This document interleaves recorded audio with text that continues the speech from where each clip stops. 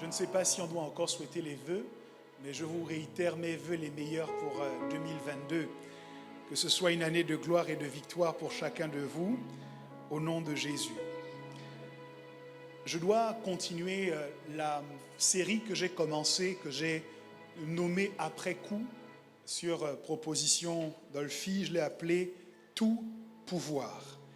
Et l'objectif pour moi est de montrer que lorsque nous déployons nos ailes, nous recouvrons un certain nombre d'aptitudes, un certain nombre de capacités que Dieu avait insérées en nous et qui doivent nous faciliter dans notre destin. Nous avons montré que lorsque nous déployons les ailes qui couvraient notre visage, en fait, lorsque nous acceptons de nous découvrir pleinement, nous avions la capacité de réfléchir divinement, de voir selon Dieu, de nous réjouir parce que c'est cela que Dieu attend de nous. Et la semaine dernière, je disais que une capacité souvent négligée, qui est le pouvoir de l'odeur ou le pouvoir du parfum, nous est à nouveau redonné lorsque nous acceptons de nous déployer totalement. Quelle est la logique qui m'accompagne dans ce message que j'ai commencé à vous partager la semaine dernière? C'est que dans les expressions anthropomorphiques au sujet de Dieu, c'est-à-dire les expressions qui prêtent à Dieu des éléments de forme humaine, nous comprenons, parce que nous savons que Dieu est esprit et qu'un esprit n'a ni chair ni eau, que quand la Bible dit les yeux de Dieu, elle ne parle pas de ses yeux physiques, mais elle parle de sa capacité à voir. Lorsque la Bible dit la main de Dieu, elle ne veut pas dire ici que Dieu a une main, mais que Dieu est agissant. Que Dieu n'est pas uniquement un spectateur dans l'histoire de nos vies, mais que Dieu passe également à l'acte. Quelqu'un me donne un bon amen. Et pour nous renseigner en vérité sur les facultés de Dieu, la Bible le décrit avec des aptitudes humaines. Donc il y a une interconnexion entre les aptitudes humaines et les potentiels ou les potentialités divines. Et donc, c'est bien que nous sachions dire, puisque je déploie mes ailes, je suis en capacité de voir. Mais le fait que je suis en capacité de voir me donne un autre renseignement. C'est que Dieu voit aussi. Que Dieu est témoin de tout ce qui m'arrive et de tout ce qui se produit dans mon existence. Le fait que je puisse me réjouir signifie qu'il y a des choses qui réjouissent le cœur de Dieu. Et que dans ma vie, je dois m'organiser pour manifester le plus de ces choses-là qui réjouissent son cœur et réduire au contraire les choses qui l'attristent. Le fait d'être en capacité de sentir un bon parfum. J'écoutais un one-man show la dernière fois et celui qui était sur l'estrade faisait son sketch en expliquant que sa technique de drague, c'était de mémoriser les différents parfums et de sentir les demoiselles dans la rue et puis dire « excuse-moi » et puis il donnait le nom du parfum. J'ai bien ri en regardant ce sketch. Mais il met l'accent sur le fait que nous sommes en capacité de sentir. Et je vous ai démontré la semaine dernière que finalement notre odorat peut nous sauver la vie. C'est par notre odorat que nous sentons par exemple le brûler. C'est par notre odorat que nous sommes en train de déterminer si une nourriture est avariée ou si elle peut encore être consommée.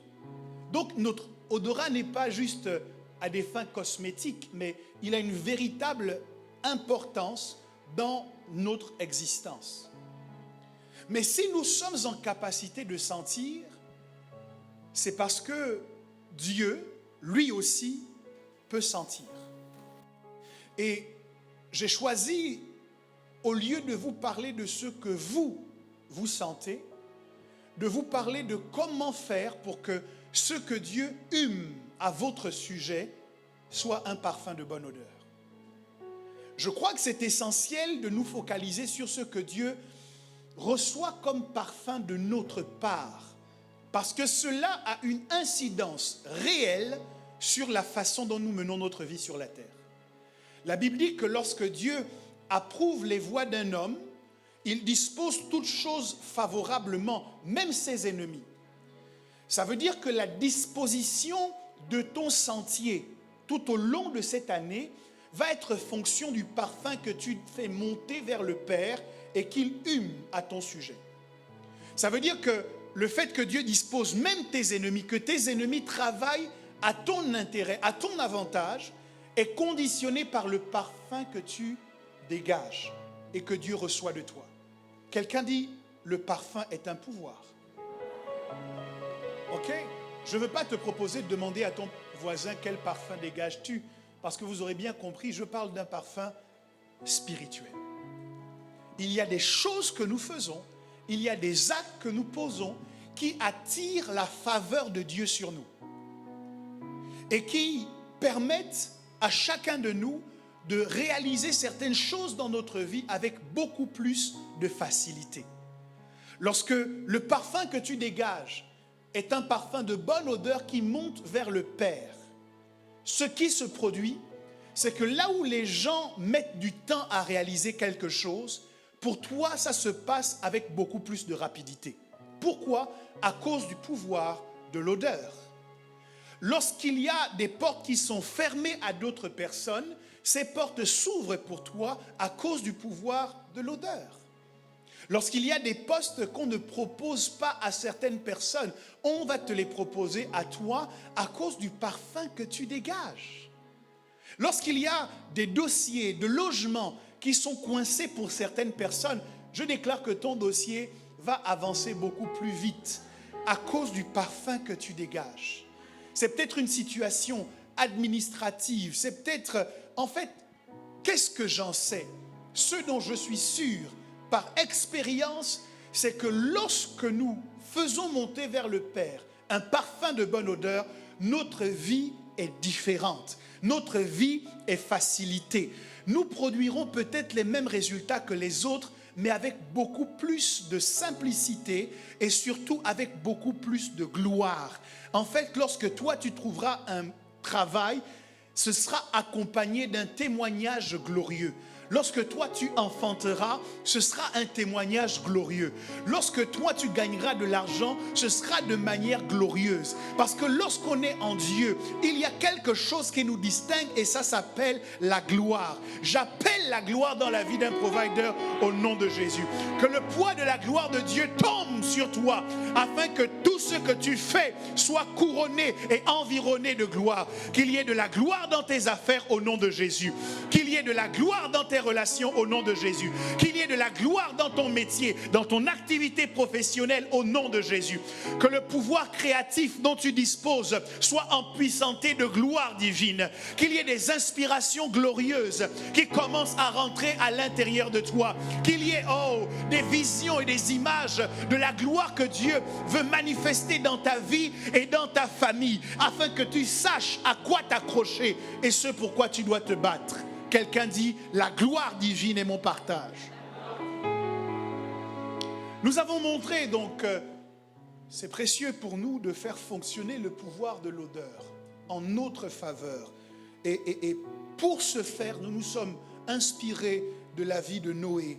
Nous avons précisément regardé un texte, Genèse chapitre 8 au verset 20, qui dit Noé bâtit un autel à l'Éternel. Il prit de toutes les bêtes pures et de tous les oiseaux purs et il offrit des holocaustes sur l'autel. L'Éternel sentit une odeur agréable. Et l'Éternel dit en son cœur, je ne maudirai plus la terre à cause de l'homme, parce que les pensées du cœur de l'homme sont mauvaises dès sa jeunesse et je ne frapperai plus tout ce qui est vivant comme je l'ai fait. Le but de ma première question était de savoir, puisque le parfum est si puissant, comment nous activons à notre avantage le pouvoir de l'odeur? Comment nous faisons monter vers notre Dieu un parfum de bonne odeur qui nous facilite dans tout ce que nous faisons. Nous avons montré que Noé a préalablement activé la clé de l'adoration. Une fois qu'il est sorti de l'arche dans laquelle il avait été enfermé pendant plusieurs mois, la première chose que Noé a faite, c'est qu'il a adoré. Non seulement il a activé la clé de l'adoration, mais il a également activé la clé de la priorisation. C'est-à-dire qu'il n'a pas adoré Dieu après avoir construit une maison pour sa famille. Il n'a pas adoré Dieu après avoir sécurisé les animaux qui constituaient en fait une image de son métier. Mais la première chose qu'il a faite, c'est qu'il a choisi d'adorer Dieu. Alléluia.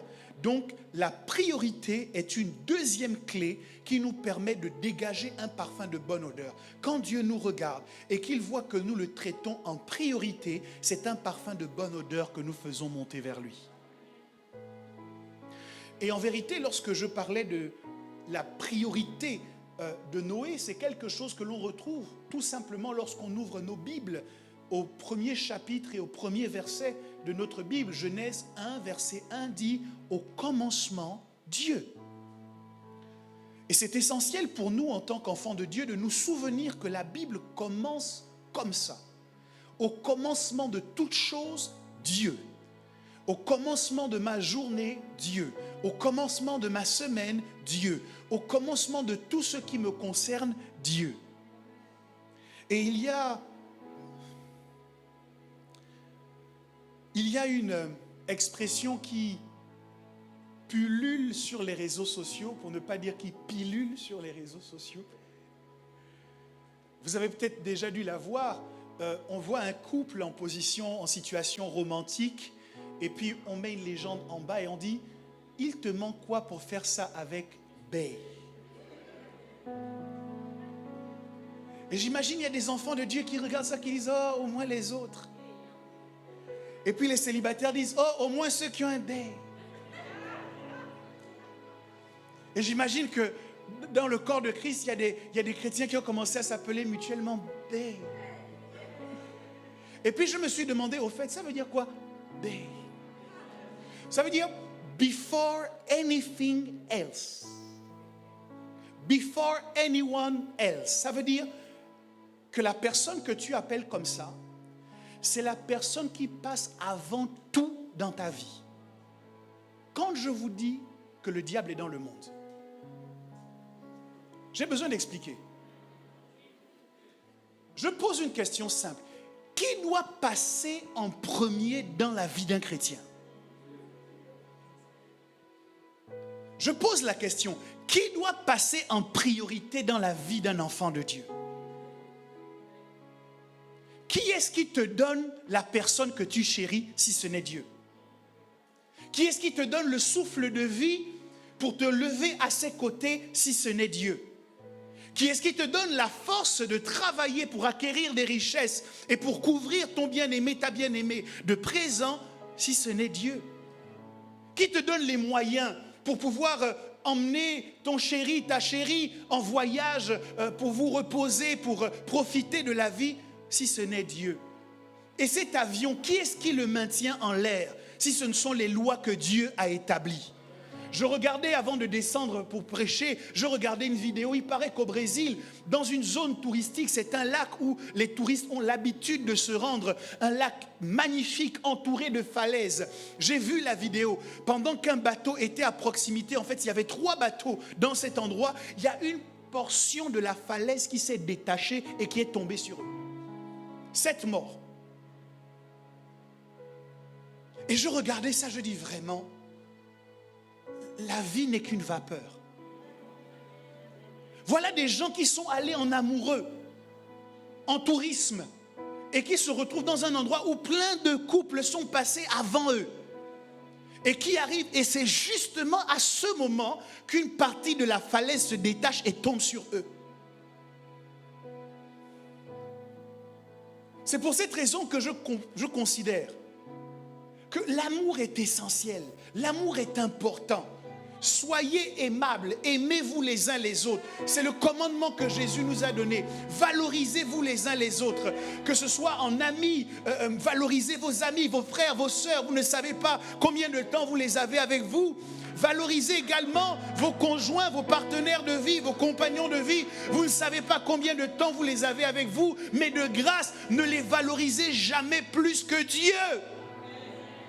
Parce que le bail d'un chrétien, c'est Dieu. C'est lui qui doit être le before anyone else, le before anything else. Parce que quand tout m'a été enlevé et que j'ai Dieu, je peux me réjouir dans le Dieu de mon salut parce qu'il est en capacité de me restituer ce que j'ai perdu. Job avait tout perdu, mais heureusement l'Éternel était son bail. Parce qu'à la fin, l'Éternel lui a restitué tout ce qu'il avait perdu. Ne fais pas de ton mari tomber, ne fais pas de ta femme tomber, ne fais pas de tes enfants tomber, ne fais pas de ton travail tomber, fais de Jésus tomber. Et ne laisse pas le monde te tromper en te faisant croire que la priorité doit être donnée à quelqu'un d'autre qu'à Dieu, parce qu'au commencement, Dieu. Crois-tu que tu as rencontré cette personne par hasard? Non. Il y avait beaucoup d'établissements. Il aurait pu être inscrit ailleurs si vous êtes retrouvé à l'école. Il y avait beaucoup d'entreprises. Il aurait pu être engagé ailleurs si vous êtes trouvé dans une entreprise. Il y a beaucoup de pays. Il aurait pu être dans un autre pays. Mais Dieu a fait concorder les circonstances parce qu'au commencement, Dieu. Jésus n'a pas de problème avec ce que nous devons nous donner mutuellement en tant qu'hommes. Mais on lui a donné une pièce et il a dit, rendez à César ce qui est à César et à Dieu ce qui est à Dieu. On n'a pas besoin de mélanger parce qu'il ne doit pas y avoir de concurrence et de compétition entre les deux. Donne à ton mari ce que tu dois lui donner. Donne à ta femme ce que tu dois lui donner. Donne à tes enfants ce que tu dois leur donner. Mais rends toujours à Dieu ce qui lui revient de droit. Et ce qui lui revient de droit, c'est le meilleur. Et ce qui lui revient de droit, c'est la priorité. C'est ce que Noé nous enseigne alors qu'il sort de l'arche et qu'il décide d'adorer Dieu. En priorité, nous avons montré qu'il n'a pas adoré Dieu n'importe comment, puisqu'il a offert à Dieu des animaux purs, c'est-à-dire il a offert à Dieu ce qui était conforme au désir de Dieu. Il a voulu faire plaisir à Dieu avant de se faire plaisir. Et je vous ai montré que ce qui fait plaisir à Dieu, c'est que nous l'honorions par nos biens, par nos paroles, mais également par notre cœur. Et je veux continuer mon propos en vous disant ce matin, qu'est-ce que Dieu ne veut pas? Pour nous qui avons déjà choisi de l'adorer, et pour nous qui avons en plus choisi de l'adorer en priorité, il arrive que nous butions sur la dernière marche. J'adore, et j'adore en priorité, sauf que je ne lui donne pas ce qu'il veut. Et voilà comment certains se trompent. Ils adorent en priorité, mais ils adorent dans un mauvais état d'esprit. C'est difficile, c'est impossible d'activer le pouvoir de l'odeur si tout ce que nous faisons n'est pas fait avec un cœur pur. Si ce n'est pas fait avec un esprit bien disposé. Il nous faut nous assurer des dispositions et des motivations de nos cœurs lorsque nous servons le Seigneur.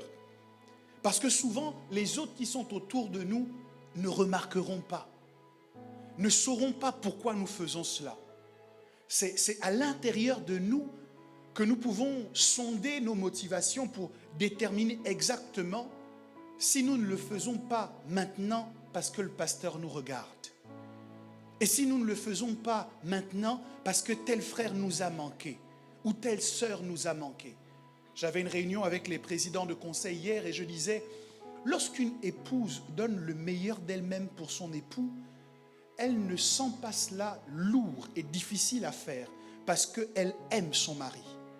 Lorsqu'un mari doit franchir des forteresses, faire exploser des forteresses, gravir des montagnes, exaucer des vallées, parce qu'il aime sa femme, ce n'est pas trop difficile pour lui parce qu'il l'aime. De la même manière, en tant qu'épouse de Christ, nos sacrifices ne seront pas trop lourds pour nous s'ils sont motivés par l'amour que nous avons pour Jésus. L'amour est le lien de la perfection. Demande s'il te plaît de ma part à ton voisin, pourquoi tu le sers? Pourquoi tu l'adores? Il y a des gens qui adorent et qui viennent servir à l'église parce qu'ils ont peur de se retrouver seuls à la maison. Il y a des gens qui viennent à l'église par routine. Je suis content que vous soyez là. Il vaut mieux que vous soyez à l'église que vous ne soyez ailleurs. Comprenez-moi bien. Mon but n'est pas de vous forcer à repartir à la maison. Mais peut-être qu'on peut faire mieux. Alléluia. Peut-être qu'on peut faire mieux. Et dans le mieux dont je suis en train de parler, nous pouvons veiller sur le fait que ce que nous faisons pour Dieu est d'abord motivé par l'amour que nous avons pour lui. Quand l'amour est au centre de ce que nous faisons pour lui, notre force, notre capacité de le servir est sans cesse renouvelée. Parce que nous l'aimons et nous l'aimons encore. Et puis quand nous le faisons par amour, nous ne comptons pas ce que nous faisons. Parce que nous le faisons avec un esprit de libéralité. Et quand nous le faisons parce que nous l'aimons, nous le faisons également en nous réjouissant de le faire. Cela nous épanouit réellement de le servir parce que c'est une façon pour nous de lui manifester notre attachement. Adorer donc dans un mauvais état d'esprit, c'est une des choses que Dieu ne veut pas.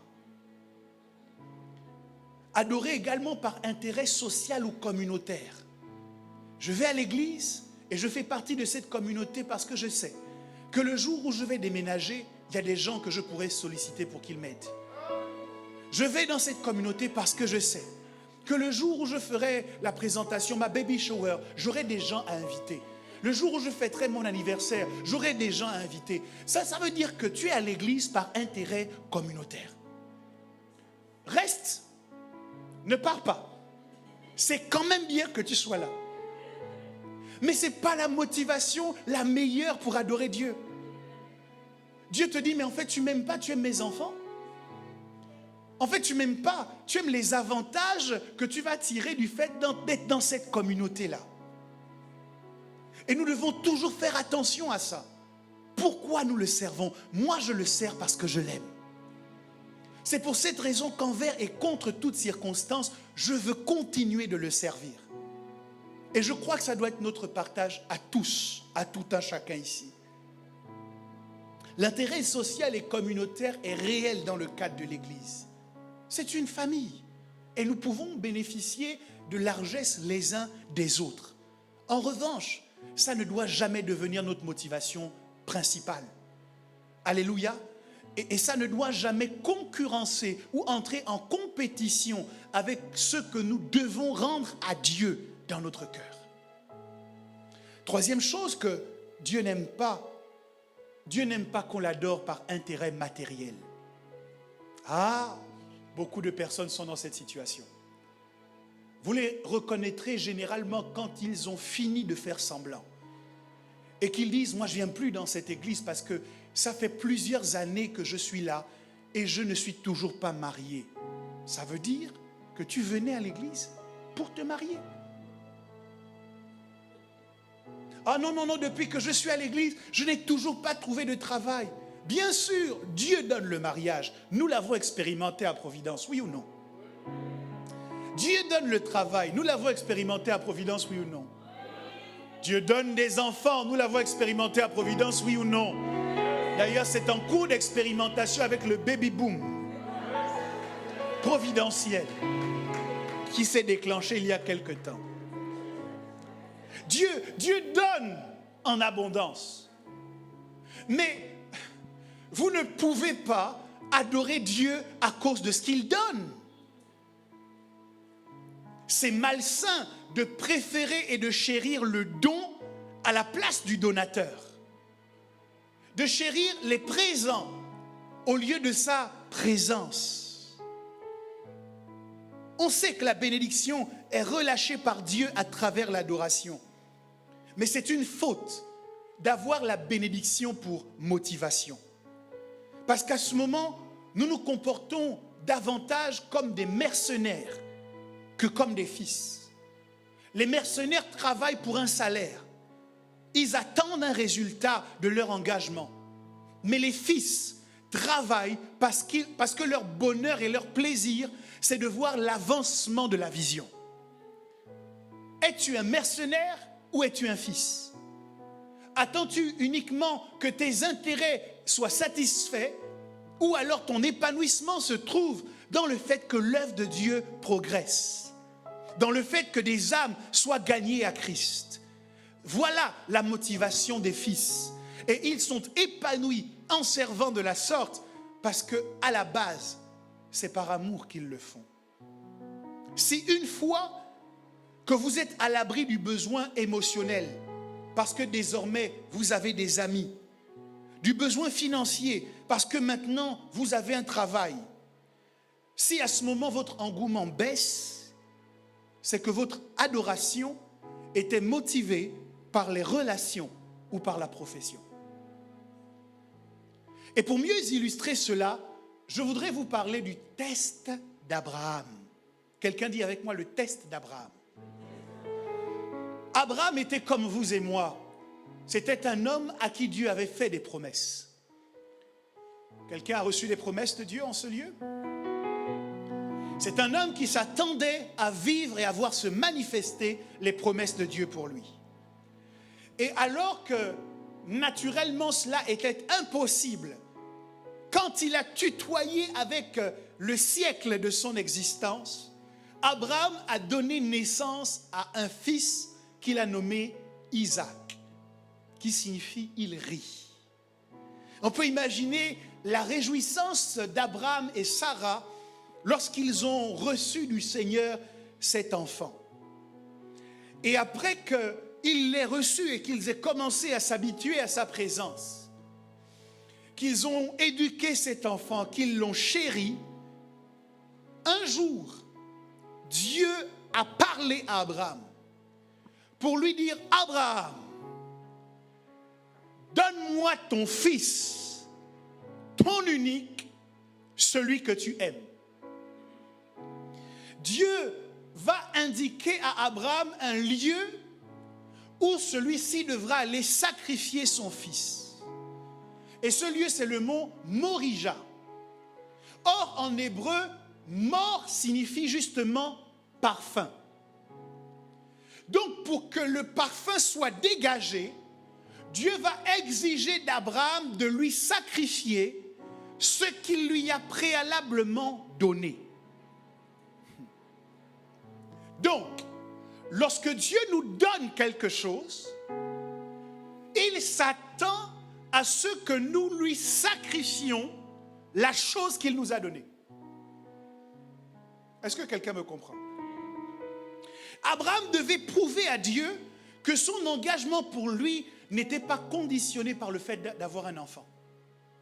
Lorsqu'il a accepté de prendre Isaac par la main et de l'emmener vers la montagne du sacrifice, Abraham établissait par ce fait qu'il renouvelait son engagement avec Dieu et qu'il lui disait ceci: avec un fils, je vais t'adorer. Sans un fils, je vais t'adorer. Est-ce que quelqu'un est capable de dire à Dieu, avec le mariage, je vais t'adorer? Sans le mariage, je vais t'adorer. Avec de l'argent, je vais t'adorer. Sans argent, je vais t'adorer. Avec un travail, je vais t'adorer. Même sans travail, je vais t'adorer. Avec des amis, je vais t'adorer. Même si je n'ai plus d'amis, je continuerai de t'adorer. Mes amis, il est précieux que vous fassiez ce type de déclaration, parce que sinon le test de Job, vous ne réussirez pas à le passer avec brio.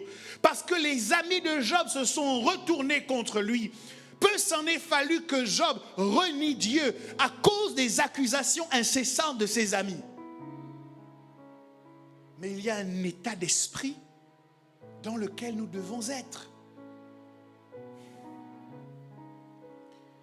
pour démontrer à Dieu que ce qu'il nous donne n'a pas plus de valeur que lui dans nos vies. D'ailleurs, je note que c'est Dieu lui-même qui fournit la provision de l'adoration. Est-ce que quelqu'un peut répéter ces paroles avec moi? Dieu fournit la provision pour l'adoration. Est-ce qu'il ne vous est pas déjà arrivé d'avoir l'impression que Dieu vous en demande trop? Je suis venu vous dire aujourd'hui que Dieu ne vous demandera jamais plus que ce qu'il vous a donné. Dieu ne nous demande jamais trop. C'est nous qui nous sommes trop attachés à ce que Dieu nous a donné. Au point que quand maintenant Dieu nous le demande, nous nous comportons avec ce qu'il nous a donné comme si c'était notre propriété. Et nous avons du mal à le relâcher parce que désormais, ça a plus de valeur pour nous que de faire plaisir à Dieu. Dieu ne vous demandera jamais de sacrifier quelque chose que vous n'avez pas. Vous pouvez identifier tous les projets ou toutes les revendications de Dieu à votre sujet. Est-ce qu'il demande de votre temps? Savez-vous que c'est Dieu qui vous a donné ce temps? Le souffle de vie ne nous appartient pas. La Bible dit qu'au commencement, Dieu a soufflé dans les narines de l'homme. Et c'est ainsi que l'homme est devenu une âme vivante. Ça veut dire que les 365 jours que nous allons passer cette année, ils sont réduits de quelques jours maintenant. Mais en vérité, quand nous disons « cette année, c'est mon année », en vérité, c'est l'année de Dieu. Parce que le temps que je passe sur la terre est un temps que Dieu m'a donné. Lorsque Dieu nous demande de l'argent, la Bible dit que c'est lui qui nous donne le pouvoir d'acquérir des richesses. Donc l'argent que Dieu nous demande, ce n'est que l'argent que Dieu nous a permis d'obtenir. Lorsque Jésus dit à ses disciples d'aller chercher un ânon, cet ânon-là, heureusement pour le maître de cet ânon, il était clair que cet ânon avait un autre propriétaire que lui. Et lorsque Jésus a sollicité que cet ânon lui soit livré, il n'a fait aucune résistance parce qu'il savait qui en était le véritable propriétaire. Ma question pour toi ce matin, sais-tu qui est le véritable propriétaire de ton argent? Sais-tu qui est le véritable propriétaire de ton temps? Sais-tu qui est le véritable propriétaire de tes talents? Sais-tu qui est le véritable propriétaire de ta force de travail? Ce que je comprends dans l'histoire d'Abraham, c'est que Dieu lui a demandé Isaac. Et en vérité, lorsque Noé va faire le sacrifice sur l'autel, Noé va justement sacrifier ce que Dieu lui a donné. Regardez, son objectif était de préserver ces espèces animales de l'extinction. C'est assez curieux que, alors qu'il doit préserver ces espèces animales de l'extinction, c'est assez curieux qu'en sortant de l'arche, la première action qu'il pose, ce soit de sélectionner les couples d'animaux purs et de les tuer. On pourrait penser qu'il mettait ici en danger la préservation de ces espèces. Mais lorsqu'on regarde la façon dont Dieu a agencé les choses au départ, on comprend que Dieu avait d'avance prévu ce que Noé ferait. Puisqu'il a fait venir les animaux impurs 2 à 2. Mais les animaux purs, il les a fait venir 7, par couple de 7.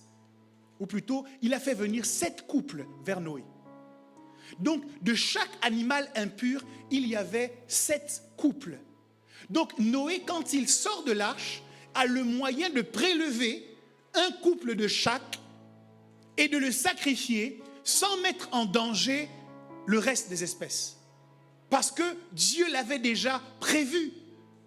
J'essaye de te dire que ce que Dieu te demande, Dieu a déjà prévu cela. Et Dieu a déjà pourvu à ton sacrifice. Et il suffit simplement que tu fasses preuve d'obéissance pour que tu tu ne bloques pas, tu ne limites pas ce que Dieu veut faire de plus dans ta vie. Dieu nous montre que la provision de l'adoration se retrouve non seulement dans l'histoire d'Abraham, mais dans l'histoire de Noé. Elle se retrouve dans l'histoire de cette veuve de Sarepta qui n'avait plus qu'un peu de farine et un peu d'huile. Le prophète ne lui a pas demandé au-delà de ce qu'elle avait. Dieu te demande ce que tu as.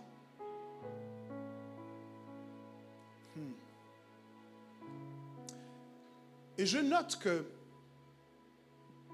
Dieu n'a pas demandé à Noé de faire ce sacrifice. C'est Noé lui-même qui, en sortant de l'arche, va considérer que la meilleure action qu'il puisse poser, c'est d'offrir un sacrifice à Dieu. Vous devez arrêter, mes bien-aimés, de faire de Dieu un mendiant. Nous devons arrêter de mettre Dieu dans une condition où sans cesse, Dieu doit nous demander. Il y a des moments où Dieu demande, c'est ce qu'il a fait avec Abraham. Mais nous ne pouvons pas mettre Dieu dans une situation systématique où c'est lui qui doit nous mettre à cœur d'eux, où c'est lui qui doit nous demander d'eux, où c'est lui qui doit il doit insister lourdement auprès de nous pour que nous lui offrions quelque chose. Parce que Dieu n'est pas un mendiant. Dieu ne se balade pas tout le temps avec la main tendue. Donnez-moi s'il vous plaît, un peu d'argent s'il vous plaît, pour manger s'il vous plaît, le repas s'il vous plaît, un ticket resto. Non! Il n'est pas né. Non, je ne dis pas ça. J'ai failli dire il n'est pas né en Roumanie, mais je me suis ravisé et j'ai décidé de ne pas le dire. Donc je n'ai pas dit.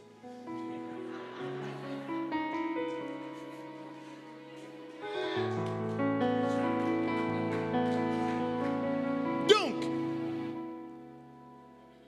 cessez de traiter Dieu comme un mendiant. Rentrez dans une relation avec lui où il n'a pas besoin de vous demander. Parce que vous l'aimez tellement.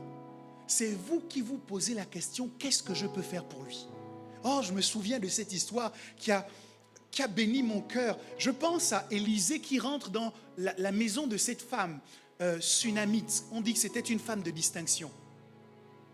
Cette femme a fait tellement de bien à Élisée qu'elle n'a jamais eu besoin de demander à Élisée quoi que ce soit.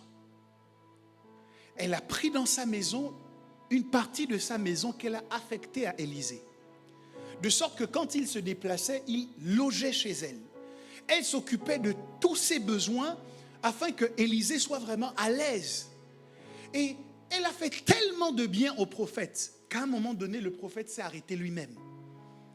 Et il s'est dit, mais qu'est-ce que je peux faire pour cette femme? Je pense que Dieu nous a fait tellement de bien que nous devrions être dans la même situation qu'Élisée. Et que nous devrions nous demander, mais qu'est-ce que je peux faire pour ce Dieu? Il m'a donné le souffle de vie gratuitement. Il conserve ma santé gratuitement. Il protège ma famille gratuitement.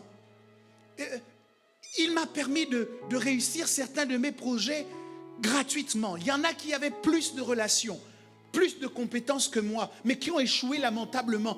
Et moi, j'ai eu du succès. Ce n'est pas que je le mérite. C'est le don gratuit de Dieu. Plus encore, il m'a arraché du feu de l'enfer. Et il a inscrit mon nom dans le livre de vie. Et tout cela sans que je débourse un seul centime. Je n'avais même pas encore commencé à chanter ses louanges, que déjà il m'avait aimé. Et déjà il s'était donné pour moi. À peine mourrait-on pour un juste. Mais Christ, Dieu prouve son amour envers nous, en ce que lorsque nous étions encore des pécheurs, Christ est mort pour nous. Nous n'avions pas encore commencé à l'adorer, pas encore à l'acclamer, mais déjà il nous aimait et déjà il s'est sacrifié. Et il doit nous mettre dans une situation où si nous réalisons tout cela, lorsque nous nous levons le matin, c'est « Seigneur, qu'est-ce que je peux te donner ?» Seigneur, qu'est-ce que je peux t'offrir? Moi, j'ai fait un vœu à Dieu. J'ai dit, Seigneur, pour moi, le dimanche, j'ai décidé, puisque le 25 décembre, c'est la fête de la naissance de Jésus, moi, j'ai décidé que chaque dimanche, ce serait la fête à Jésus. Je veux fêter Jésus. Je veux arriver à l'église chaque dimanche avec la joie dans le cœur. Je veux pouvoir dire toutes les 5 minutes, oh bravo Jésus, bravo pour tout ce que tu fais dans ma vie. Oh, reçois mes bisous, moi Jésus. Oh, moi, Jésus, moi, câlin Jésus, câlin. C'est la fête à Jésus ce dimanche. Je décrète officiellement, par l'autorité épiscopale qui m'est conférée, qu'à Providence, chaque dimanche est un jour de fête et de célébration. Révérence n'est pas un travail qu'on vient faire. Révérence est une réjouissance. Lorsque nous venons à l'église, nous devons être heureux de le faire. Et nous devons nous employer à démontrer à Dieu l'amour que nous avons pour lui. Parce que finalement, qu'est-ce que nous pouvons lui offrir en contrepartie de ce qu'il a donné pour nous?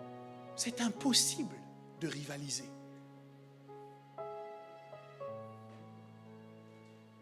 La tête d'Élisée chauffait. Qu'est-ce qu'on peut faire pour cette femme? Comme lorsque ce roi a lu ce que Mardochée avait fait pour sauver la royauté, pour déjouer un complot. Lui-même, il s'est dit, mais qu'est-ce qu'on peut faire? Qu'est-ce qu'on a fait pour Mardochée? On lui a dit, on n'a rien fait. Il dit, comment ça?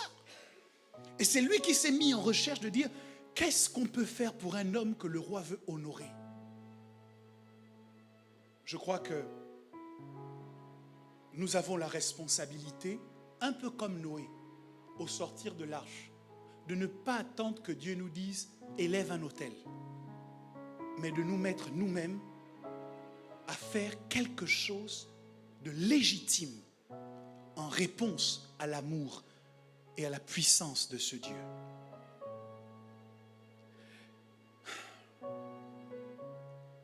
Alors, je me suis posé une question. Puisque Dieu ne lui a pas demandé, comment ça se serait passé si Noé n'avait pas fait le sacrifice? Vous devez comprendre qu'après 1 an et une vingtaine de jours, il aurait été impossible pour Noé et sa famille de subsister sans éteindre, en fait de subsister en conservant leur régime alimentaire de base. Parce que pour la petite histoire, même si vous aimez bien les entrecôtes, même si vous aimez bien la côte de bœuf, s'il y a des véganes dans la salle, que Dieu vous vienne en aide.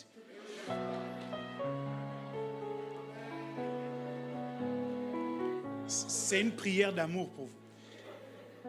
Mais vous aimez peut-être tout ça, mais la vérité c'est qu'au départ, on n'était pas censé manger tout ça.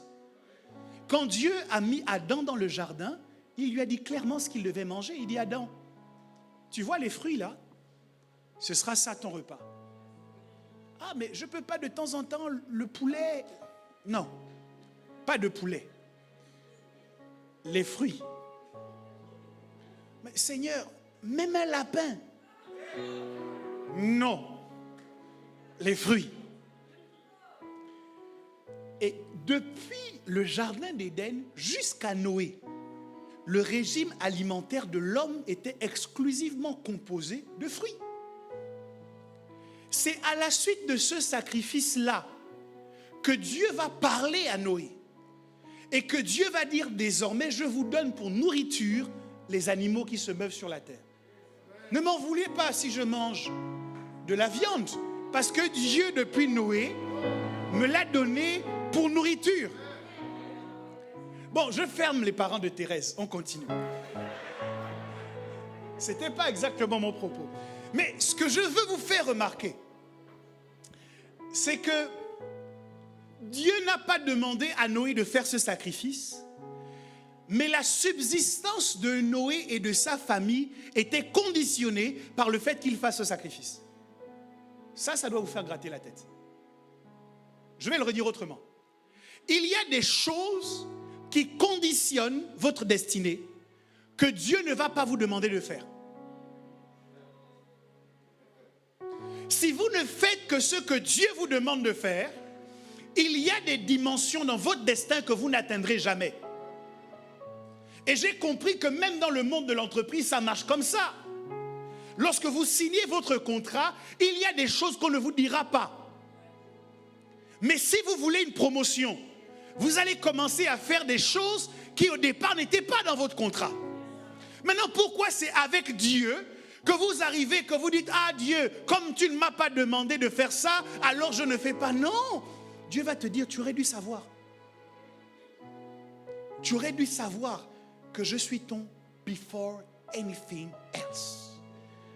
Tu aurais dû savoir que moi je ne mange pas les miettes, mais que je mange le meilleur. Tu aurais dû savoir que moi je dois être mis en priorité des priorités. Tu aurais dû savoir. Mais Dieu, tu ne m'as pas dit. Oui, mais tu aurais dû savoir. Je crois que c'est pour ça que l'un des dons, je pense, les plus précieux dans notre génération, c'est la libéralité. Parce que la libéralité vous pousse toujours à aller au-delà de ce qu'on vous demande. Et c'est en le faisant que vous allez réussir à atteindre des niveaux qui n'étaient pas prévus au départ, selon les pronostics des hommes. J'ai regardé un petit peu les statistiques d'un certain nombre de professionnels dans le sport. Et j'ai découvert que ces personnes qu'on admire et qu'on célèbre pour être des génies dans leur domaine, ce sont des gens qui ont un niveau d'entraînement qui frise la folie. Kobe Bryant était connu pour être un fou du travail. Et nous les regardions sur le playground en disant, mais waouh, comment il réussit à faire des choses extraordinaires. Oh, le Black Mamba, oh, il est trop fort. Il n'est pas fort pour rien. Il est fort à cause du temps qu'il passe à l'entraînement. Maintenant, toi, tu veux que ta destinée prenne de l'ampleur, mais tu ne t'entraînes pas. J'ai compris que c'est une loi de vie. Et que même dans les choses de Dieu, si tu ne fais que ce qui t'est demandé, le résultat que tu auras sera toujours limité. Mais pour obtenir plus, il faut donner plus. Pour récolter plus, il faut semer plus. Parce que la Bible dit que celui qui sème peu, moissonnera peu. Et celui qui sème abondamment, récoltera abondamment. Quelqu'un donne un bon amen. Dans le cadre de l'Église, c'est totalement vérifié. Vous savez, il faut faire attention à ne pas considérer l'Église comme une organisation qui fonctionne avec l'horoscope. Ça veut dire, on a tourné la roue de la fortune, et puis on s'est levé un bon matin, on a dit, bon, aujourd'hui, on donne cette responsabilité à tel. Non! Il y a également des règles dans l'Église qui accompagnent la progression de quelqu'un. Lorsque je suis à l'Église, si je suis un exemple de fidélité, de loyauté, d'engagement et d'implication, la progression va venir naturellement. Mais en revanche, si dans le cadre de l'Église, je suis un professionnel du minimax, c'est-à-dire je fais toujours le minimum au maximum, c'est mon droit. Quelqu'un dit avec moi, c'est mon droit. Dites avec moi, c'est mon droit. J'ai fait une remarque dernièrement par rapport à ceux qui nous gouvernent, en considérant la différence entre les gouvernements des hommes et le gouvernement de Dieu. Dieu sait mieux que nous ce dont nous avons besoin. Et il ne se trompe pas. Il sait avec perfection ce qu'il faut pour améliorer notre vie. Mais vous savez où Dieu m'impressionne? C'est qu'en sachant tout ça, Dieu ne nous force jamais. Les gouvernements des hommes, en revanche, eux-mêmes démontrent qu'ils ne savent pas exactement. Mais ils forcent les autres.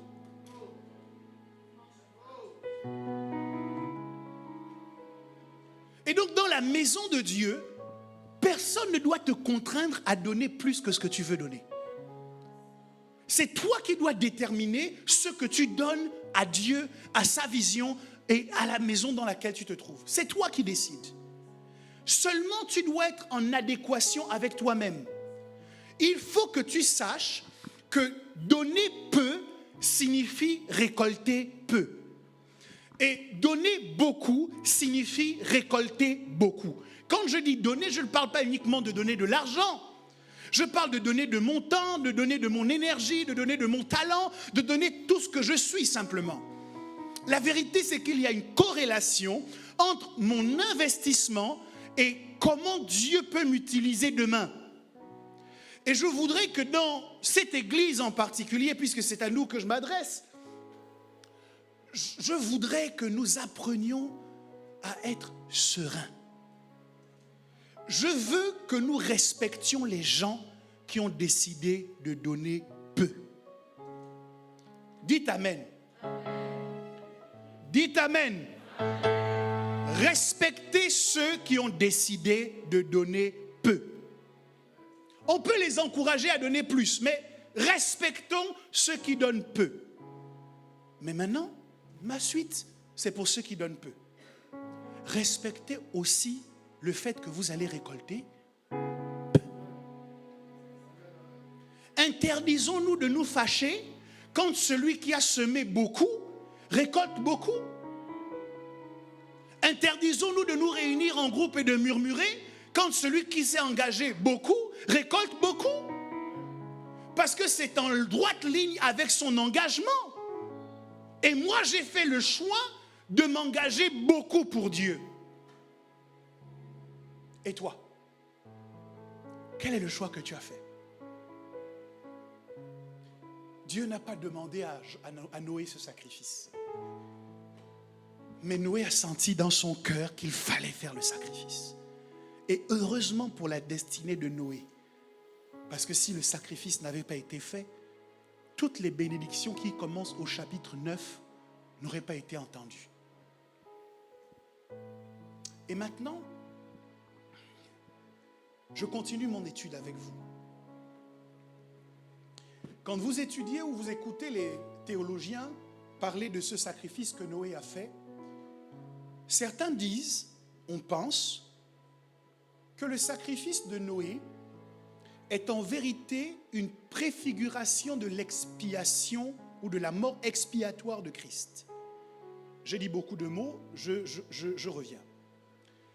L'expiation, c'est le fait de payer la conséquence de la faute de quelqu'un. On dit que quand Jésus est mort, par son sacrifice, il a pris sur lui le poids de tous nos péchés. Et qu'il est mort sur la croix à cause de nos fautes. Donc, sa mort est une mort expiatoire qui fait que les conséquences de nos fautes sont retombées sur Jésus. Alléluia. Et les théologiens disent que lorsque Noé pose cet acte, il fait en vérité expiation pour l'humanité qui a frustré le cœur de Dieu par ses mauvais comportements et que donc c'est une préfiguration de l'expiation. Mais j'avoue que la suite de ce qui va se passer à la suite de ce sacrifice m'interroge. Parce que le sacrifice de Jésus fait que désormais, Dieu a changé de regard, non pas sur Jésus, mais sur les hommes. Donc, lorsqu'une mort expiatoire a lieu, elle attire un regard favorable sur celui pour qui le sacrifice expiatoire a été fait. Or, voici ce qui se passe. Genèse 8 au verset 21, le Seigneur respira l'odeur apaisante de ce sacrifice. Je vous lis ça en version français courant. Et il se dit, désormais, je renonce à maudire le sol à cause des êtres humains. C'est vrai, dès leur jeunesse, ils n'ont au cœur que de mauvais penchants. Maintenant la dernière phrase. Mais je renonce désormais à détruire tout ce qui vit, comme je viens de le faire. La question que je pose, c'est le sacrifice de Noé. Était-il un sacrifice d'expiation ou en fait un sacrifice d'intercession. Je viens d'inventer sacrifice d'intercession. Écoutez, c'est important que vous me compreniez. Noé sacrifie des animaux. Si c'est une mort expiatoire, le résultat de cela, c'est que Dieu doit changer d'avis au sujet des hommes. Mais quand Dieu répond, il dit non, les hommes sont mauvais. Leur cœur a tous les jours de mauvais penchants. Donc il ne change pas d'avis au sujet des hommes. Mais en revanche, il change d'avis au sujet de la création. Donc du reste de la création. Il dit, je ne veux plus faire porter au reste de la création le résultat des mauvaises actions des hommes. Mes amis, c'est fort. Parce que Noé vient sacrifier des animaux et la réponse de Dieu, c'est que désormais, je ne détruirai plus les animaux.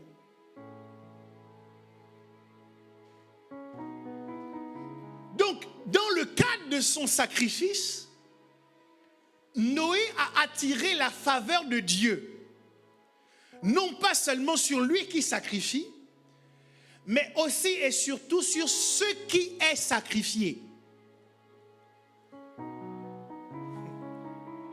Donc, quand je prends mon mariage et que je le sacrifie sur l'autel, le résultat de Dieu, c'est que Dieu dit désormais, je sécuriserai ton mariage. Quand je prends mon argent et que je l'emmène sur l'autel, le résultat c'est que Dieu dit désormais, je vais sécuriser tes finances et ta prospérité financière. En d'autres termes, ce que nous sacrifions n'est jamais perdu pour nous, mais c'est le moyen, en fait cela sert de dépôt initial dans un coffre-fort que Dieu ouvre pour nous au ciel, qui porte le nom de la chose que nous avons sacrifiée. Je comprends mieux pourquoi il est dit, moi et ma maison, nous servirons l'Éternel. Parce qu'à partir du moment où nous mettons notre maison sur l'autel, en fait, l'autel nous sert à faire un dépôt sur notre coffre-fort au ciel. Et le ciel se sent désormais concerné par ce qu'il va arriver à notre maison. Lorsque nous prenons de notre temps et que nous le déposons sur l'autel, il y a un transfert qui s'opère entre la terre et le ciel, et il y a un coffre-fort qui s'ouvre sur lequel il est marqué « Temps terrestre de Gélil d'Orego ». Et à partir de ce moment, le ciel est concerné par tout ce qui va se passer dans mes journées, parce que j'ai au préalable sacrifié de mon temps. Lorsque je prends de mes talents, de mon inspiration, de ma créativité, et que je la sacrifie sur l'autel, ce qui se passe, c'est qu'au ciel, ma créativité est étiquetée, et que désormais le ciel s'assure que je ne manquerai jamais d'inspiration, jamais de créativité, parce qu'il est concerné par ce que j'ai sacrifié. Noé sacrifie les animaux et la réponse de Dieu, c'est qu'il sécurise les animaux.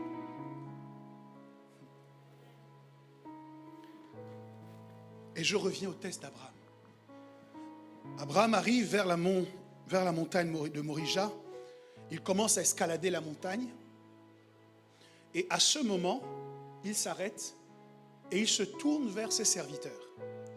Il leur dit, restez ici. Moi et l'enfant et le jeune homme, nous allons adorer. N'oubliez pas, que représente le jeune homme pour Abraham? Il représente ce que Dieu lui a donné. Le test d'Abraham, c'est qu'il réussit à considérer que ce que Dieu lui a donné ne peut pas le garder à distance de Dieu, mais qu'au contraire, il doit prendre par la main ce que Dieu lui a donné et il doit aller adorer avec ce que Dieu lui a donné. quand Dieu m'a donné des enfants, je dois prendre mes enfants par la main et dire aux serviteurs, restez ici, moi et mes enfants, nous allons adorer. Je ne laisse pas mes enfants à la maison parce que je les considère comme un don de Dieu. Alléluia. Et ce que Dieu m'a donné doit être présent avec moi pendant que j'adore le Dieu qui me l'a donné. Lorsque Dieu m'a donné le mariage, je dois dire aux serviteurs, restez ici, moi et mon mariage, nous allons adorer. Lorsque Dieu m'a donné un travail, je dis, restez ici, moi et mon travail, nous allons adorer. Moi et mon argent, nous allons adorer. Moi et mes bénédictions, nous allons adorer. Moi et ma maison, nous allons adorer. Moi et mon entreprise, nous allons adorer. Et pourquoi je fais le lien avec Isaac? C'est que Abraham va mettre Isaac sur l'autel. Et de tous les patriarches, Isaac est celui qui aura la vie la plus facile. Pour une raison simple, c'est qu'il avait été posé sur l'autel. Et quand vous avez mis quelque chose sur l'autel, le ciel est automatiquement concerné par tout ce qui arrivera désormais à cette chose. Il y a eu famine du temps d'Abraham. Abraham a réfléchi, lui qui avait été appelé de Dieu. Abraham s'est dit, la solution pour éviter de mourir de cette famine, c'est d'aller en Égypte. Vous savez quoi? Dieu ne lui a rien dit. Waouh! Dieu savait le subterfuge qu'Abraham avait pensé. De faire croire que Sarah n'était pas sa femme, mais qu'elle était sa sœur. Dieu savait tout ce que Sarah allait subir comme humiliation, puisque quand on la renvoie avec des cadeaux qui lui serviront de voile. Est-ce que vous me suivez? Dieu est au courant de tout ça. Mais quand Abraham décide d'aller en Égypte, Dieu ne dit rien. Quand Jacob reviendra en Égypte et qu'on lui demandera « Quel âge as-tu » il dira, j'ai trop souffert. On lui dit, tu as quel âge? Il dit, Pharaon, moi que tu vois là, j'ai une vie dure. C'était compliqué. Mais en ce qui concerne Isaac, quand la famine frappe et que Isaac, comme son père Abraham se dit, moi aussi je vais aller en Égypte. Dieu descend. Et Dieu dit à Isaac, ne va pas là-bas. Reste ici, je te bénirai là.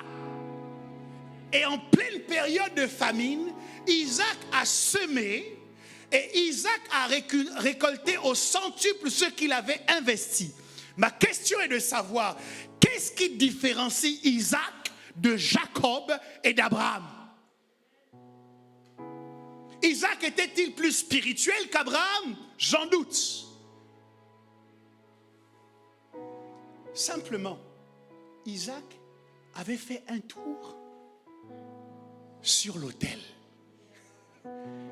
Et à partir du moment où c'est sur l'autel, Dieu dit, personne ne le ravira de ma main. Et lorsque Isaac a pensé aller en Égypte, Dieu a dit, non, on ne va pas faire comme on a fait avec Abraham, parce que Isaac nous concerne. Souvenez-vous, il a été posé sur l'autel. Abraham est en difficulté avec sa fécondité. Et son épouse également considère qu'elle peut aider Dieu. Et elle propose à son mari Abraham de coucher avec la servante qu'elle a ramenée d'Égypte. Comprenez que c'est un problème d'aller en Égypte au départ. Qui s'appelle Agar. Et Abraham s'égare avec Agar. Et ensuite, jusqu'à présent, c'est un problème pour les descendants d'Abraham. Cette attitude-là. Abraham se retrouve dans un foyer où il a son épouse et il a la servante de son épouse qui se comporte comme une rivale avec son épouse. Et son épouse lui dit, chasse-la avec son enfant dans le désert. Abraham Comment vous pouvez demander à un père de poser ce type d'acte? Ok. Jacob n'a pas été dans une meilleure situation. Jacob a travaillé pendant 7 ans dans le but d'épouser celle que son cœur a choisie, Rachel. Mais au bout de 7 ans, la femme qu'on lui donne, c'est la grande sœur, Léa. Et 7 années en plus pour Rachel, 14 ans pour sortir avec un mariage polygamique. Alors moi j'ai entendu des gens dire oui, mais Dieu n'est pas contre la polygamie, parce que quand on regarde les patriarches, ils étaient polygames. Qu'il me soit permis de vous dire honnêtement, ce matin, qu'Abraham n'a jamais eu le projet d'être polygame. Jamais. D'ailleurs, après avoir fait un enfant avec Agar, il ne l'a pas épousé.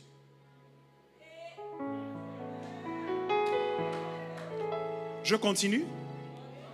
Je veux affirmer également, Jacob n'a jamais eu le projet d'être polygame. Il s'est retrouvé dedans parce que Laban l'a escroqué.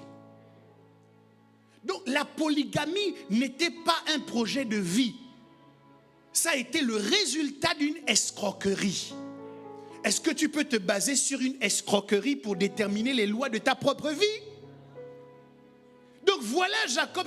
Et quand vous regardez la vie du vieux Jacob, oh, j'ai envie de lui dire vieux, Jacob, courage, ça va aller. La mésentente entre Rachel et Léa était telle que même les enfants sont rentrés dedans. Et que ces enfants à lui, ou leurs enfants, se sont mis d'accord pour livrer un de leurs frères en esclavage. Et quand on revient à celui qui est l'intermédiaire, Père Isaac, c'est la vie de la tranquillité. Isaac n'a jamais cherché de femme. Il a utilisé Uber. Non pas Uber Eats, mais peut-être Uber Wife. Il était à la maison tranquille. Quand son âge de se marier est arrivé, c'est Abraham qui a tout fait, qui a envoyé son serviteur. Le serviteur est allé chercher, il a sélectionné la femme qu'il fallait pour lui. Et on la lui a livrée sur un plateau. Je pose la question. Qu'est-ce qui différencie Isaac d'Abraham et de Jacob, qui les deux ont eu des problèmes dans leur mariage? C'est simple. Isaac avait été posé sur l'autel.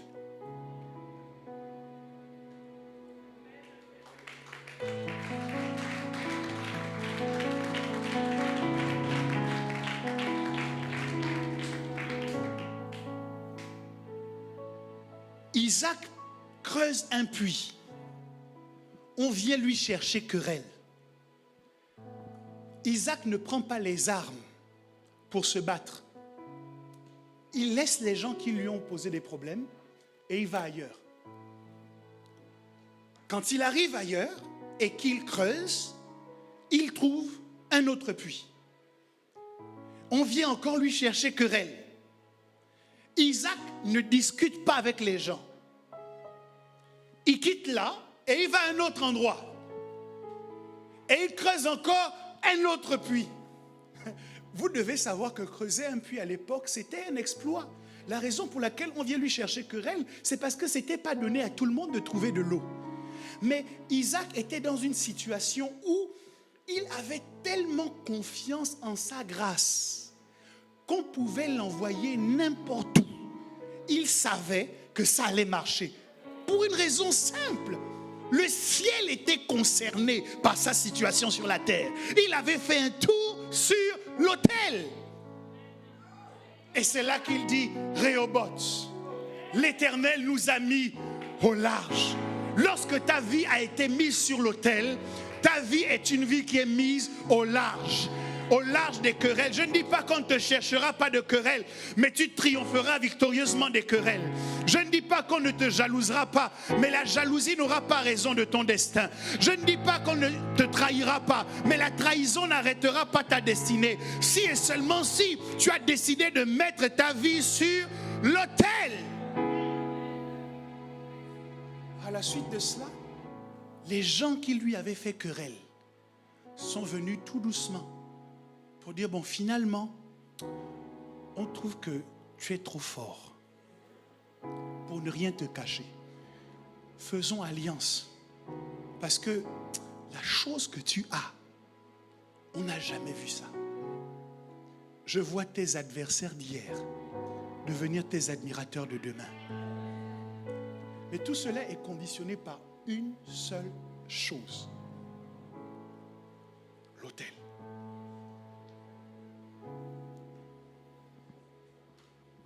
Qu'on ne vous trompe pas. Si la terre n'est plus détruite aujourd'hui par Dieu, ce n'est pas à cause des hommes. C'est à cause des animaux. Parce que Dieu a dit, ce n'est pas juste. Je ne vais pas détruire les animaux tout le temps à cause des hommes qui ont un cœur mauvais.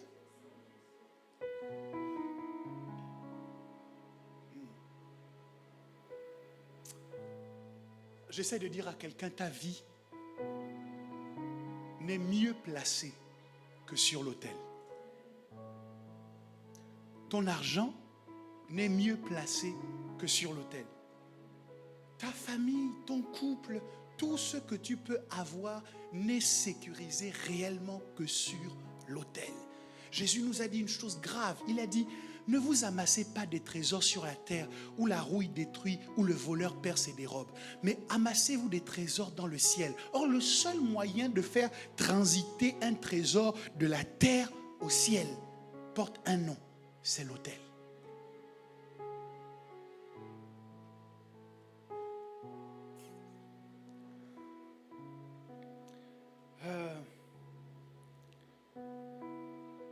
Lorsque vous arrivez au niveau de l'autel, vous créez ce qu'on appelle une séparation de responsabilité.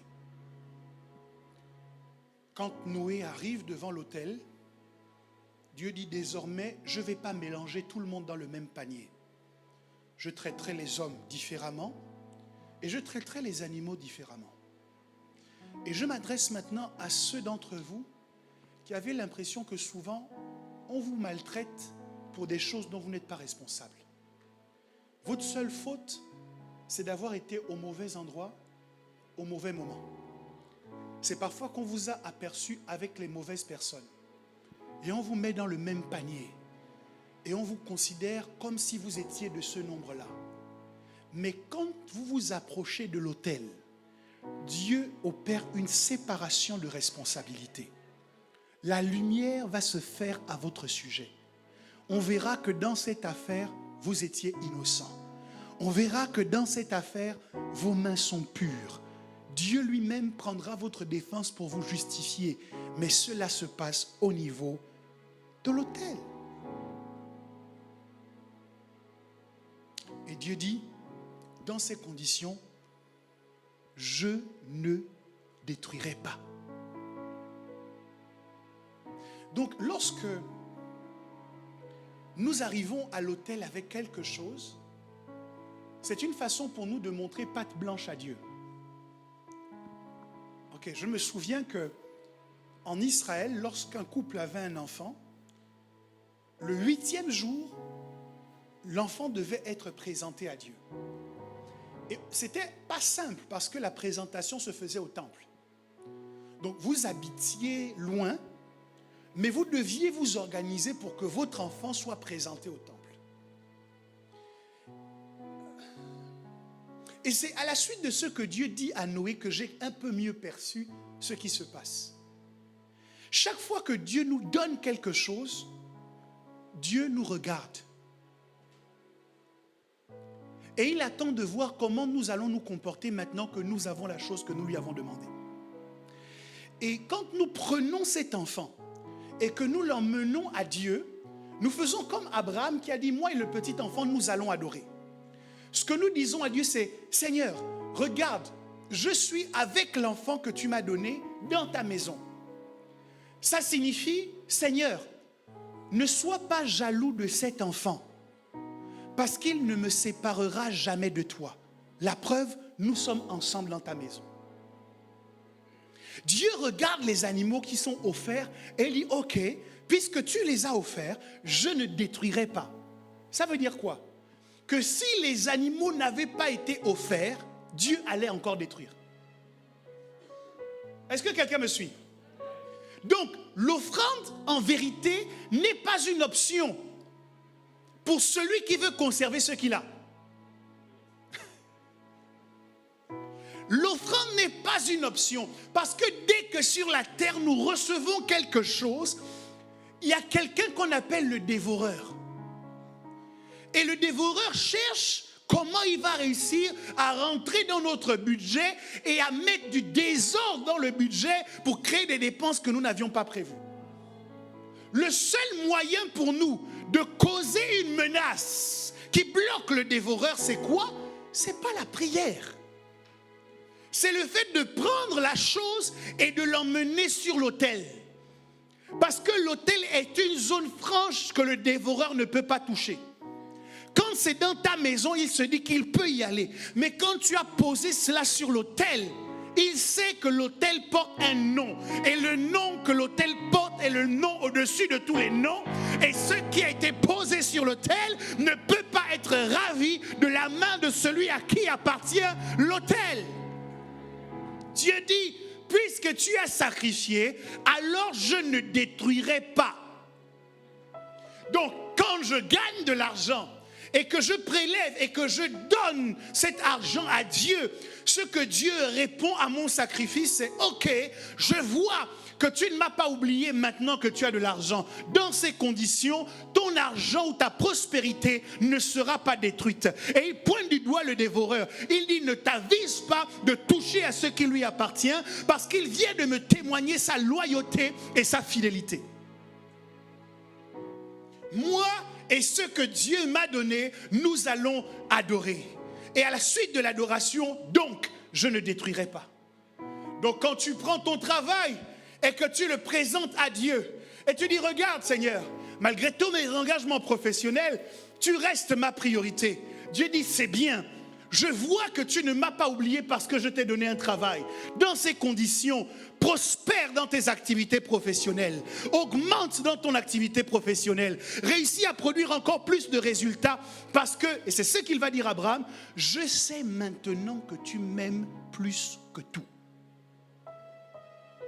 Chaque fois que Dieu te donne quelque chose, il y a une question en suspens dans l'atmosphère. Est-ce que tu l'aimes plus que tout? Et la seule réponse à cette question, c'est de déposer sur l'autel, de tout faire pour que cette chose ne soit jamais un frein à ton engagement pour Dieu. Est-ce que quelqu'un m'entend? Vous êtes silencieux, c'est curieux. Ou bien ce que je dis vous dérange? Il dit, je ne détruirai pas. Je crois que le projet de Dieu, c'est de ne rien détruire de ce qui nous appartient. Bien au contraire, c'est de le protéger et de le faire prospérer. Je crois que le projet de Dieu, c'est de menacer celui qui dévore, afin que jamais il ne touche notre santé, nos finances, nos projets cette année, notre famille, la santé de nos enfants, la protection de nos enfants, sont entre les mains de Dieu. On a eu une situation qui nous est arrivée il y a quelques jours. Notre petite dernière, il y a une ruelle qui mène à leur école. On l'a déposée à la ruelle. Moi, j'ai l'habitude de le faire. Je considère qu'elle est assez grande. Vous me direz qu'elle est inconsciente, ce père. Et elle marche jusqu'au portail. Le problème, c'est qu'avec les différentes résolutions qui ont été prises par le gouvernement, quand elle arrive devant le portail, elle voit tous ses camarades avec un test PCR. Et il y a une de ses amies qui lui dit, mais si tu n'as pas ce papier, tu ne rentres pas. Alors je ne sais pas ce qui s'est passé dans sa tête. Au lieu de rentrer dans l'école et dire au professeur ou au directeur, je n'ai pas le papier, elle choisit de rebrousser chemin pour aller chercher dans la ville quelqu'un qui va l'aider.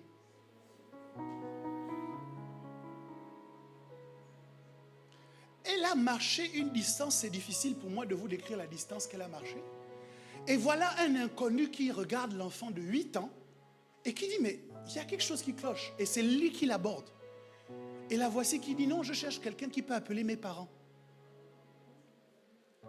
Le monsieur l'a pris par la main, l'a emmené dans un magasin. C'est du magasin qu'on a appelé son école.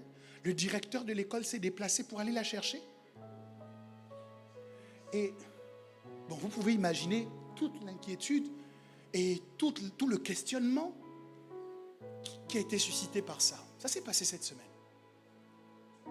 Mais au-delà de cela, à un moment donné, je me suis dit, dans un pays où on kidnappe les enfants,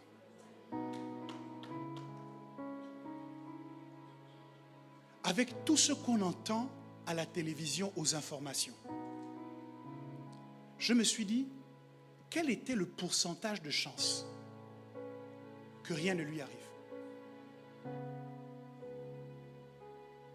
Je ne suis pas très fort en statistiques, mais je suis convaincu que les choses ont fini ainsi parce que la main de Dieu était posée sur elle.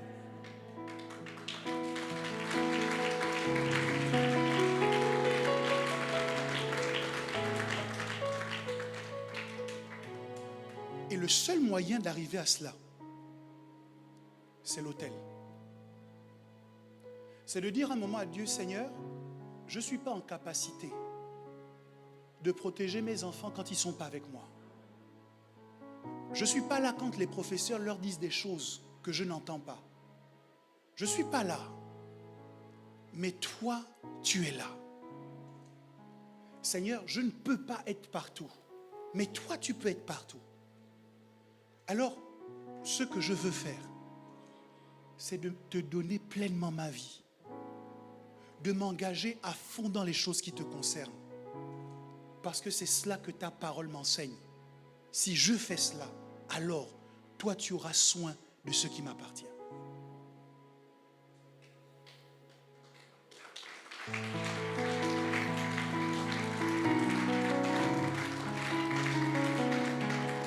Je suis en train de parler à quelqu'un de la puissance de l'autel. Je suis en train de parler à quelqu'un de la valeur de l'autel. Je ne sais pas ce que tu n'as pas encore déposé sur l'autel, mais il est temps que tu comprennes que de toi-même, tu ne pourras pas sécuriser bien longtemps ce qui te revient. Que de toi-même, tu ne pourras pas faire la guerre à ce dévoreur qui menace et qui cherche à intervenir dans tes affaires. Le seul moyen, c'est de prendre ta vie et de la déposer sur l'autel. Dire à Dieu, j'ai des projets de vie, mais mes projets ne sont pas plus importants que tes projets. Tu as dit, car je connais les projets que j'ai formés sur vous. Et tu m'as rassuré. Tu as dit que ce sont des projets de paix et non de malheur. Entre toi et moi, c'est toi qui es Dieu. Toi qui sais ce que tu dis. Dans ces conditions, je choisis de te faire confiance.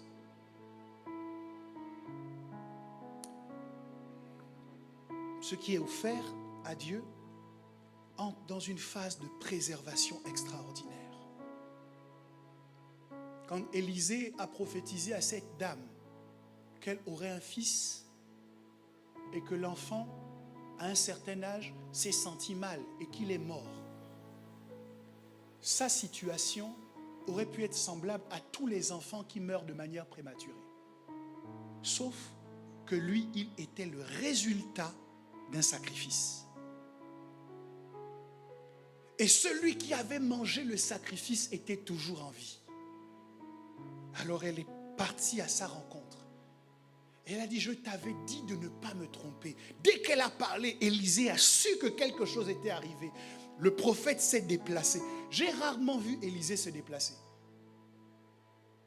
Quand on l'appelait pour un problème. Souvenez-vous, quand on est venu le voir, la dame dont le mari était mort et les enfants allaient être emmenés en esclavage, Élisée ne s'est pas déplacé. Il a dit, tu as quoi à la maison? Oh, j'ai de l'huile. Ok, voilà, fais ci, fais ça. Mais en ce qui concerne cet enfant, Élisée a dit, ça ne se passe pas comme ça. Il a donné son bâton à Géasi. Il lui a dit, cours, vas-y, ne dis bonjour à personne. Il faut que cette situation se règle. Et lui-même, il a marché derrière Géasi. Et il est arrivé dans la chambre de l'enfant.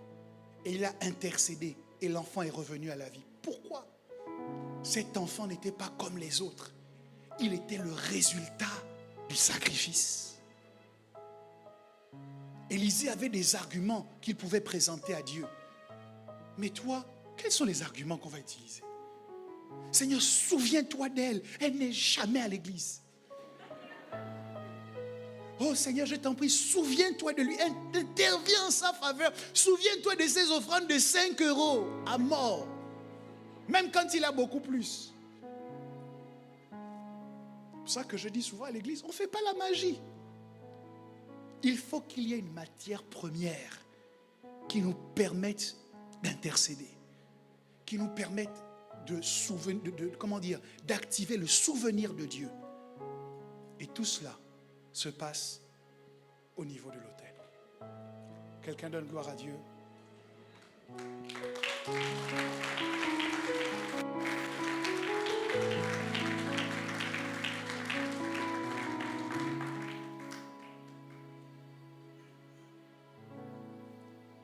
Je vais finir avec ceci. Le pouvoir de l'odeur, pour moi, est extrêmement essentiel parce que le premier contact que l'homme a eu avec Dieu s'est passé au niveau de son nez. La Bible dit l'Éternel souffla dans les narines de l'homme et l'homme devint une âme vivante. Avant d'activer nos yeux, avant d'activer notre bouche, avant d'activer quoi que ce soit, la première chose que Dieu a activée, c'est notre capacité de sentir. Et là où c'est intéressant, c'est que lorsque Adam et Ève ont été chassés, Abel et Caïn ont offert un sacrifice. Et la Bible est précise. Elle dit, l'Éternel porta un regard favorable sur l'offrande de Abel, mais sur l'offrande de Caïn, il ne porta pas de regard favorable. Ça veut dire qu'à l'époque d'Abel et Caïn, qu'est-ce que Dieu faisait? Dieu regardait. Et en regardant, Dieu a vu un sacrifice parfait et un sacrifice imparfait. Mais quand nous arrivons à l'époque de Noé, Dieu change son rapport avec l'offrande. Il arrête de regarder. Désormais, il sent une odeur agréable. Et il y a une grâce qui nous est faite dans le fait qu'au lieu de regarder, Dieu choisit de sentir. Cette grâce, nous l'identifions dans la vie d'Isaac, notamment à la fin de sa vie, quand il s'agissait pour lui de relâcher la bénédiction. La Bible dit que son fils Jacob est arrivé, motivé par sa maman, et il avait revêtu les vêtements d'Ésaü. Et si jamais Isaac voyait, Jacob serait sorti de là avec la malédiction. Mais au contraire, la Bible dit que les yeux d'Isaac s'étaient affaiblis. Et donc, Isaac ne voyait plus. Mais quand son fils s'est approché, il a senti, il a dit, voici, l'odeur de mon fils est semblable à celle d'un champ que l'Éternel a béni. Quelles que soient vos caractéristiques physiques, si quelqu'un ferme les yeux et décide de se baser sur le parfum que vous portez, il peut faire des descriptions élogieuses à votre sujet qu'il n'aurait pas faites si vous avez vu physiquement. Et donc, réalisez que Dieu, aujourd'hui, veut sentir un parfum de bonne odeur venant de nous. Ça signifie quoi? Ça signifie que Dieu a choisi de fermer ses yeux sur nos imperfections. Ça signifie que Dieu décide délibérément de fermer ses yeux sur nos erreurs. Cette année, nous allons en faire. Nous ne sommes pas parfaits. Cette année, nous allons en faire et nous en ferons encore. J'ai dit dernièrement que désormais, moi j'ai choisi pour cette année de ne plus être un exemple. Oui, j'ai dit que je ne veux plus être un exemple parce que je ne veux pas être un exemple qu'on admire. Je veux être quelqu'un qui inspire. Je ne veux pas avoir des gens qui acclament en disant « Waouh, comme il est spirituel ». Non. L'exemple que je montre, il est fait de manière à être dupliqué. Je voudrais avoir des gens qui disent « Je veux faire comme lui ». Et qui se mettent à l'œuvre pour produire exactement le même type. Je ne veux pas entendre dans vos conversations « Oh, notre leader, il est visionnaire, il est spirituel ». Ça ne m'intéresse pas. Ce qui m'intéresse, c'est que vous deveniez spirituel. « Ah, tu as vu, il ne compte pas ses heures quand il travaille. » Mais justement, faites aussi. Ah, je suis loin d'être parfait. Mais aujourd'hui, Dieu a décidé de ne plus regarder. Il a choisi de sentir. Et donc, pour 2022, il y a des choses que toi et moi, nous ferons moins bien. Et le diable sera toujours là pour nous dire, regarde, regarde, regarde. Et nous pourrons lui répondre, tu te trompes. Aujourd'hui, je n'ai plus à regarder. Je peux faire confiance à Dieu parce que maintenant, Dieu sent. Et le parfum que je fais monter vers lui chaque dimanche par ma louange et par mon adoration. Le parfum que je fais monter vers lui par mon sacrifice, par mon abnégation. Ce parfum-là est un parfum de bonne odeur. Ainsi, la faiblesse de ma voix, parce que Jacob avait une voix faible, la faiblesse de ma voix est masquée par la force de mon parfum. La faiblesse de mes actes est masquée par la force de mon parfum. Je nous rappelle aujourd'hui que Dieu est d'accord pour humer un parfum de bonne odeur qui émane de nous et qui monte jusqu'à lui. S'il regardait, peut-être que ça ne serait pas à notre portée. Mais de vous à moi, n'est-il pas à notre portée de faire monter vers lui tout au long de cette année un parfum de bonne odeur? Malgré nos faiblesses, un parfum de bonne odeur. Malgré le découragement, un parfum de bonne odeur. Malgré la démotivation qui peut frapper à la porte parfois, un parfum de bonne odeur. Seigneur, ne regarde pas, respire. Seigneur, ne regarde pas, mais hume. Que nos imperfections soient masquées par l'odeur de Christ qui se dégage de nous. Puisque maintenant, nous avons revêtu Christ. C'est pour cette raison, je crois, que la Bible dit, parce que l'une des questions que vous vous posez, c'est comment je fais pour dégager un parfum de bonne odeur. J'aime bien la langue française et sa richesse, puisqu'il y a, c'est le même verbe qu'on utilise pour parler de sentir et se sentir. Lorsqu'on parle de sentir, on parle d'odeur. Et lorsqu'on parle de se sentir, on parle de feelings, on parle d'émotions, on parle de sentiments. Et la Bible dit, ayez en vous les mêmes sentiments que ceux qui étaient en Christ. La clé finale pour dégager un parfum de bonne odeur, c'est que pour sentir, il faut bien se sentir. Je le redis. Pour bien sentir dans les narines de Dieu, il faut s'assurer que les sentiments que nous laissons monter dans nos cœurs sont des sentiments qui étaient en Christ. Lorsque je laisse la colère monter dans mon cœur, je peux difficilement dégager un parfum de bonne odeur. Lorsque je laisse la jalousie monter dans mon cœur, je peux difficilement dégager un parfum de bonne odeur. Si vous deviez avoir un leitmotiv pour cette année, avant même ce que vous ferez, j'aimerais que vous fassiez attention à ce que vous sentez. Ne donnez pas droit de citer à toutes les émotions au-dedans de vous. Certaines doivent avoir un pass sanitaire pour circuler. Et d'autres doivent être confinées. Analysez-les, réfléchissez, votez et éliminez le sentiment faible. Le sentiment qui vous fait voir l'autre comme un adversaire. Le sentiment qui vous fait voir Dieu comme un tortionnaire. Prenez tous ces sentiments, mettez-les de côté. Levez-vous chaque jour de 2022 en faisant attention à vos sentiments.